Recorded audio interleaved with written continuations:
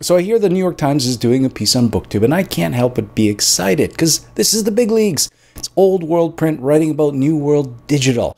Maybe it's a pithy think piece about Booktube and how it may be the antidote to the polarization and lack of empathy that's seizing the larger world. Or maybe it's just a straight up primer on the bookish ecosystem that includes videos, podcasts, and even events championed by this cohort of ardent readers.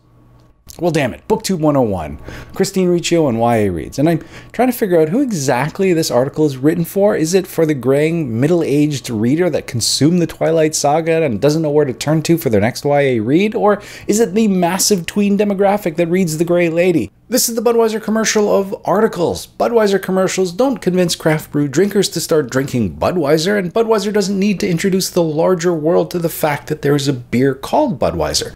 Budweiser commercials are for Budweiser drinkers to validate them and their choice of beer. Likewise, this is simply pandering to the 500,000 or so Poland Banana Books and K-tastic readers that like to see themselves in print. Maybe they're going to pass it around in service of views and by extension, add revenue. Okay, so maybe I'm just butthurt that I'm not mentioned by name in this particular article, that I'm in the corner waving my arms around and whining, what about me?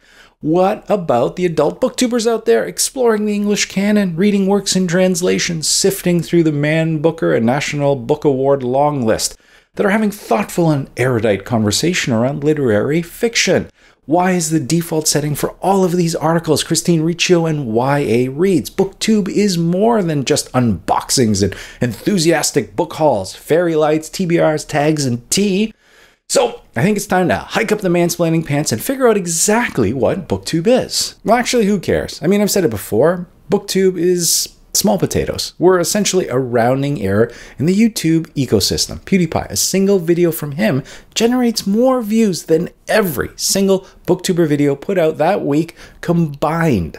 Our relatively small size is also our greatest strength. It allows us readers, us anxious, socially awkward, and self-conscious amongst us, to jump online and find our online voice. We're on the shallow end of the pond, and it feels safe to dip our toes into this online world where a lot of us with sub 5,000 subscriber counts are happy to have bookish conversations. And maybe we shouldn't wish for more than that. The internet isn't exactly known for its thoughtful and nuanced discussions, especially around polarizing and opposing viewpoints, and especially when they come from the mouths of women. Can you imagine the sort of mansplaining and well-actuallys that would come out of the woodwork if we had a Black Lives reading of The Hate U Give if subscriber counts were in the millions as opposed to the thousands?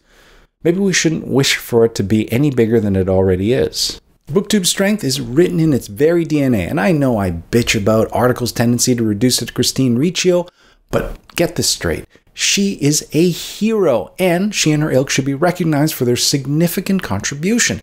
Booktube is an unabashedly distinct response to what were the literary gatekeepers of the time.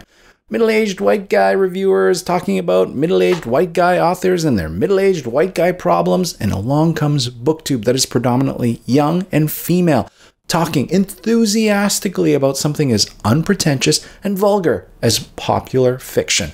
YA popular fiction, no less. And I know in the ensuing years it's grown. It's grown to embrace a lot more genres, and maybe we'd like to see it grow and focus on something other than YA, but let's not forget the fact that they created this safe space that we're all playing in back before Booktube was even a thing.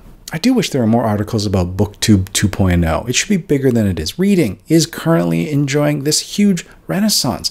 Alongside stars like Sandra Bullock and Tom Cruise, Seth Meyers has hosted authors like Tayari Jones, Lauren Groff, and Hanya Yanagihara.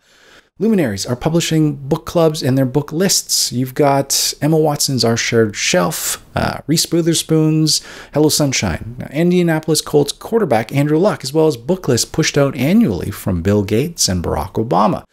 And bookish adaptations, we're seeing a ton of those. We have The Handmaid's Tale as well as The Expanse, and we can look forward to Good Omens. We've got Elena Ferrante's My Brilliant Friend, as well as Pachinko from Min Jin Lee making its way to the small screen. And each of these provides an opportunity to have an after-show discussion like The Talking Dead, where maybe they talk about how the adaptation works on screen, episode by episode. I mean, this could be huge. There is no reason why books reading couldn't be the massive juggernaut that comics currently are. In the meantime, kudos to Booktube for its embrace of diversity and representation and own voices, for being inclusive, empathetic, and at heart feminist. Kudos for creating a safe space where thoughtful discussion can happen, where trolling is kept to a bare minimum, and while mansplaining and, well, actually still happen, it's a dull roar. And kudos to all of you hustling out there that are diversifying with podcasts, that are talking on the Discord or collaborating on zines and even putting on kick-ass events. Kudos to all of you that are trying something new here on Booktube. Let's talk more about that when we talk about Booktube. And of course, as a middle-aged guy, I am the Grim Reaper of internet viability, and my arrival here on Booktube surely announces its death knell, so you might as well get out while you can. In the meantime, I am curious, what do articles on Booktube miss? What do they get right? What do they get wrong? What would you like to see more of in subsequent articles? I'd love to hear your thoughts down below, but in the meantime, I hope you all have a great week of reading, and we'll talk to you soon. Bye.